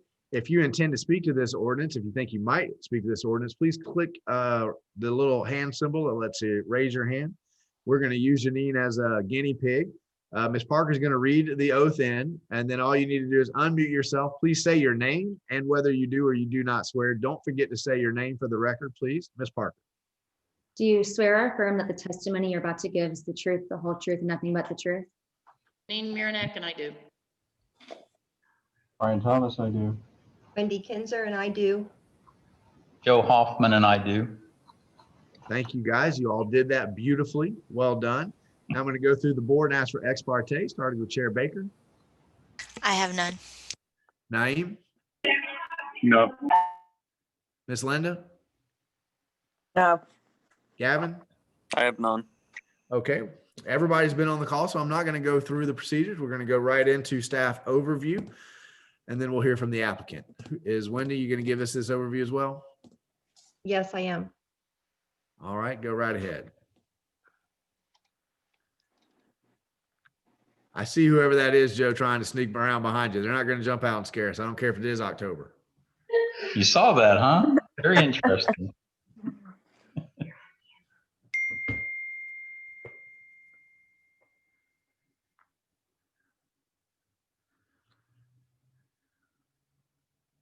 This is a request to rezone 18.48 acres from agriculture to commercial neighborhood. It's an application by Joe and Teresa Hoffman, who are the owners of the property. It's two parcels that are being considered, totaling 18.48 acres approximately. The one being 10.24 acres, which is across the street, both of them across the street from the Destiny Community Church. You've got the one parcel that's directly across and one that's a little bit further to the east. The intent of the commercial neighborhood district is to provide small-scale retail and service developments. It's just to serve the neighborhood, the vicinity, and the current agricultural future land use category allows the commercial neighborhood zoning district to go through, be placed in that land use category. So there's no amendment to the future land use map that's required. So it enables that placement of that district as needed, just better serve convenience needs for the neighborhoods. This is, helps to keep the trips off the road, to lessen the trip lengths on the collector and arterial roadways. The market forces pretty much determine the location of these kinds of uses depending on the neighborhoods and the types of needs that are demanded in that area. There are limitations in your code for a straight zoning district, as in this case. So if it were to be zoned commercial neighborhood, it would have a maximum of 3,000 square feet of floor area. That's a limitation for each type of use, whether it's retail, commercial, or service establishment, either one.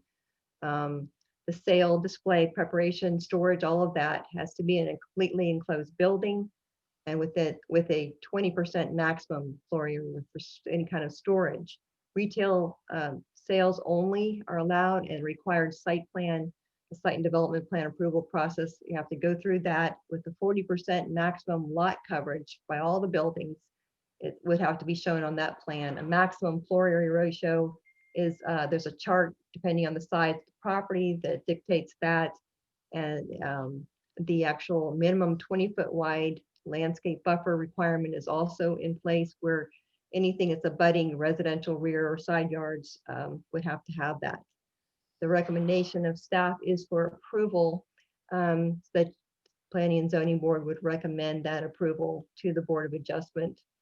for resolution 2020 dash, what the number to be determined for application LDR 20-06. The staff report does address some level of service showing that there are no issues at this time. Water and sewer are located either across the street where for the sewer, for water across the street, and then sewer by the equestrian center. So it's about 1.5 miles away. So anybody who were to purchase that property or develop the property is limited by the small scale developments, but would have to provide whatever services that were needed. So the recommendation is for approval, and that goes through the whole thing. That's an overview and a presentation. Okay, we got the overview, presentation, and recommendation all at the same time. Joe, did you have a presentation, or did Wendy steal all your thunder? No, I think she did a good job. I've just, we've owned that property for 10, almost 11 years, and have anticipated the growth of Newberry, and now that there is water across the street, and I believe you have a grant to do the engineering for the sewer. I think has already been approved or has already been done. Correct. It's just a short amount of time before it will probably develop along Newberry Road. I've had quite a lot of interest in the last year or two regarding commercial endeavors, but nothing permanent. And most of them just don't want to go forward until it is approved for some type of commercial use. You know, a lot of people that aren't from Newberry believe that it's a little harder to get things approved. And you try to tell them, no, they're pretty business oriented. And so I think getting it done now and maybe in the future, if there is a sewer line put out there, they may want to up that to a different type of commercial use. But in the meantime, neighborhood commercial is the least intensive commercial out there for your zoning categories. So I think it's a reasonable request, and hopefully we'll get it approved. All right. Thank you, sir. We appreciate you out there trying to set the record straight about being business friendly. Thank you for that.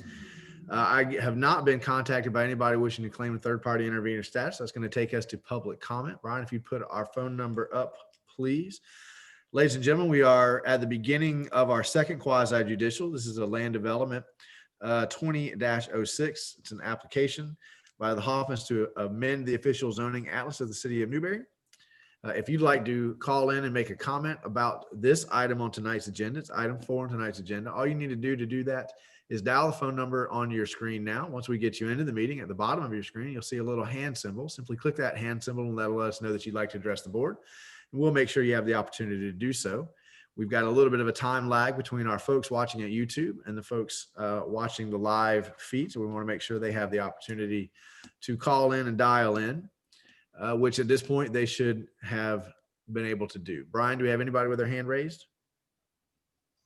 No, Mr. Mayor, we do not.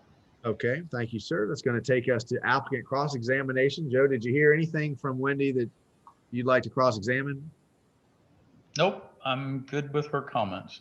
Thank you, sir. Wendy, did you hear anything from Joe that you'd like to cross-examine? No, sir. Okay, wonderful. Members of the decision-making body, do you have any questions for the applicant or staff?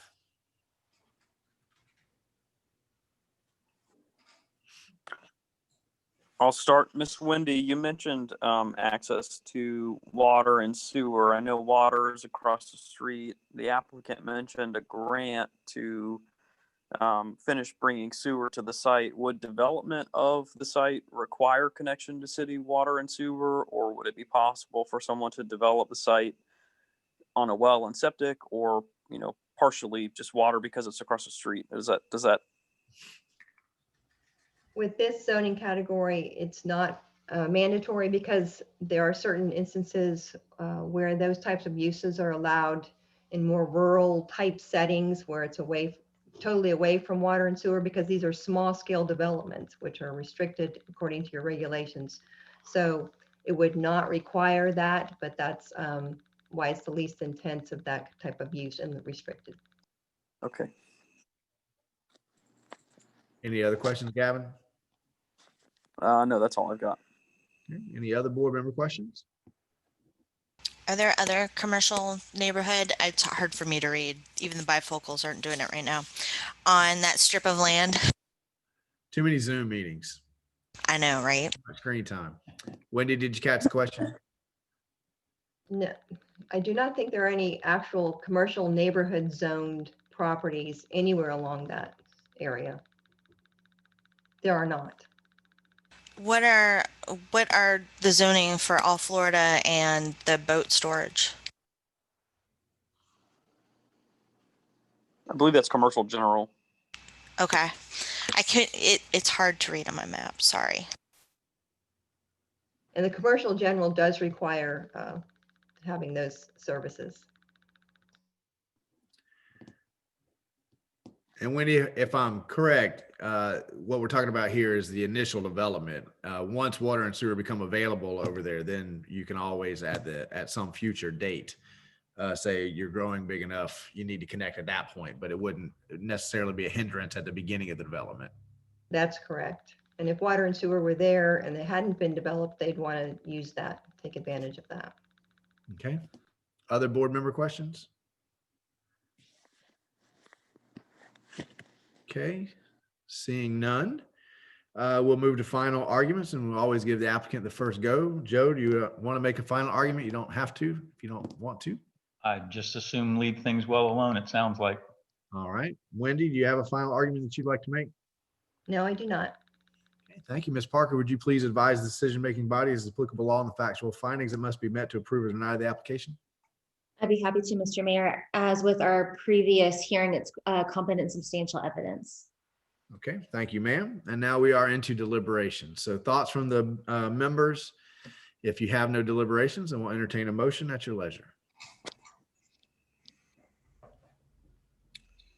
I will ask the members that have been a part of the board longer than I have, but is there a precedent set for, I guess you would call it spot zoning, where there's not a contiguous parcel with a similar zoning that you can pull the zoning over from? And I mean, is it something that we've done before? I know when you look along the Newbury Road corridor, there are individual parcels that are commercially zoned that don't neighbor anything else. I'm not sure how long that zoning has been in place, or if it was before or after any new rules or procedures that we follow, but what's been the standard?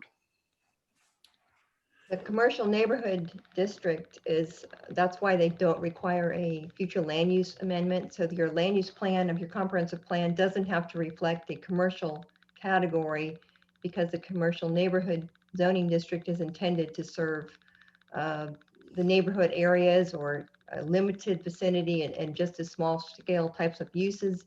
And it was intended to it's not considered spot zoning. It often goes in a place by itself.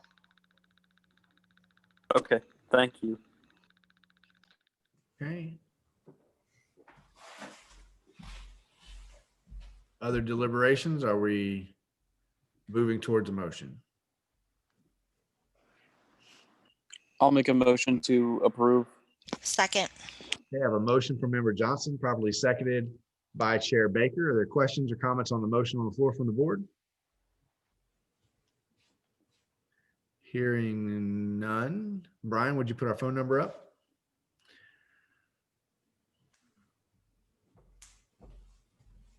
Ladies and gentlemen, we've come to the end of our second quasi-judicial tonight. It's item 4 on your published agenda. We have a motion probably seconded on the floor to approve the rezoning, approve the application.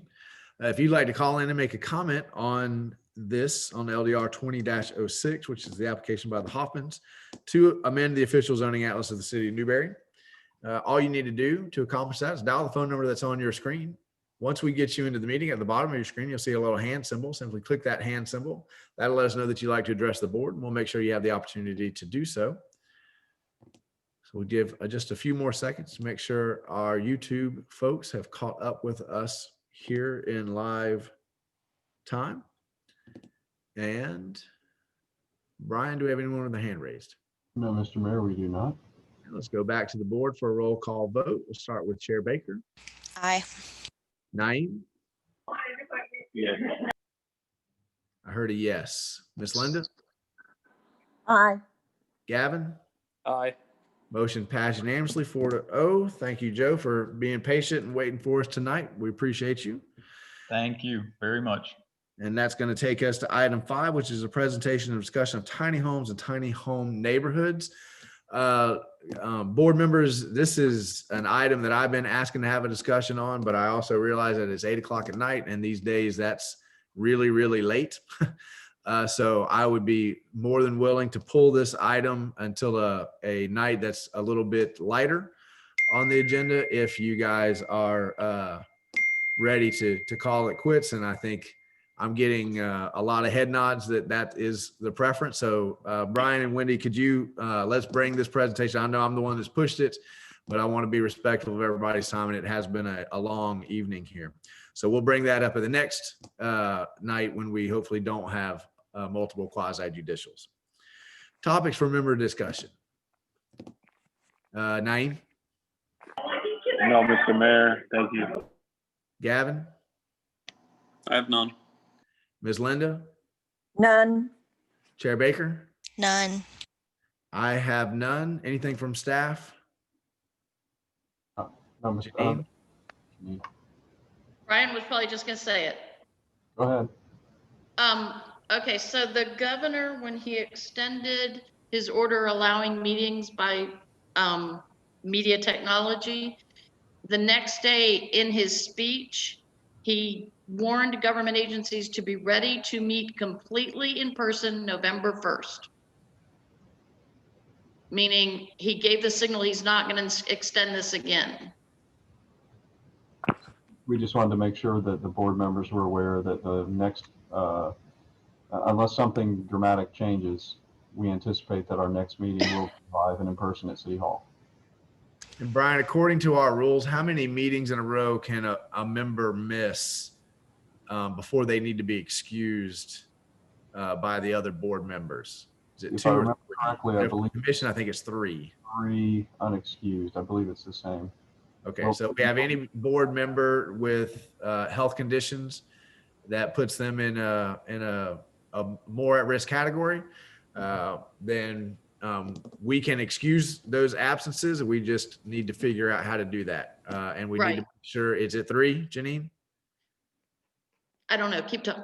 Okay. I don't know So that, keep talking. we're going to find out for sure how many it is, but that could ostensibly buy 2 to 3 months of still being on the board without putting yourself here in this situation. Actually, Mr. Mayor, it could probably buy an indefinite amount of time because those are unexcused absences. And so if they're excused. Right. Yeah. Okay. And the other thing I wanted to mention, and this might be what Attorney Parker just turned around and asked, Dallas told me he's researching because it appears the Sunshine Law requires a quorum in person. And so what he was researching is, let's say one person couldn't make the meeting physically for whatever reason, could they still participate by Zoom and we have a quorum in person? That's correct. As long as we have a quorum in person, we can have participants by Zoom. There would not be the ability to vote for the Zoom participants, but we will research and make sure that we have all those questions addressed prior to November 1st as well. Thank you, Ms. Parker. Any other final comments on that? The other concern that we brought up when we discussed this, I believe last month, was that with HARB, since there are 7 of us instead of 5, how would we be able to configure the meeting if all 7 showed up for a meeting so that we'd be distanced properly? So we're going to look at all these things. If there's a way for us to get internet over in the municipal building with a hotspot, then we might be able to space everybody out. You stand a thumbs up on that? We've got it. So that's been one of our strategies. So we want to make sure that we keep all of our board members safe and healthy.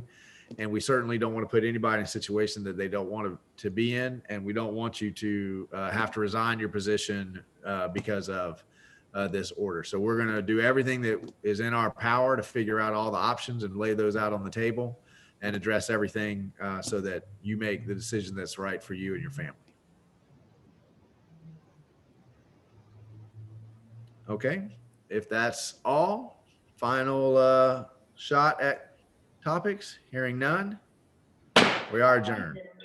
Have a good evening. Good night, everyone. Good evening, everybody. Thanks. Good night, everyone.